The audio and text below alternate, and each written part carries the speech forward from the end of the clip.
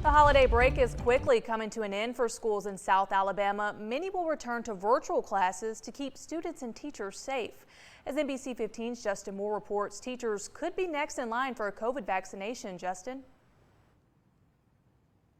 Well, Rachel, you have about these many teachers here in Alabama, about 50,000 teachers, and they play essential roles in our kids' lives, and their jobs require them to be in close contact with people, which put them at risk. Who's ready to answer? Raise your hand, raise your hand, raise your hand. Come on, let me see. Fall 2020 was often a challenge for teachers. Some even caught COVID while making sure no child got left behind during this pandemic. I'm going to use my stick to call on Kevin. The CDC is putting these essential workers next in line for the vaccine, and Alabama state leaders are working to make sure it happens. They're in the very next group. We're currently in the 1A group, which is prioritizing healthcare workers and nursing home residents. State Health Officer Dr. Scott Harris says this will not only be for teachers. K through 12th grade staff and child care workers will be included.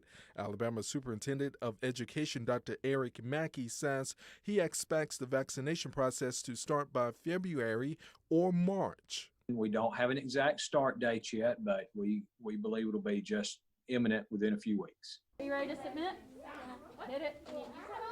Mackey says state leaders are working on a plan for the logistics of getting the vaccine. He's confident that all teachers will be vaccinated by the end of the school year, although that depends on how many doses the state receives for school employees. I really believe after, say, spring break, so the middle of March in 2021, we'll have most of our students back in person instruction.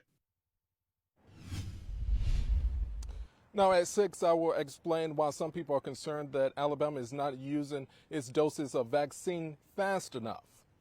Rachel?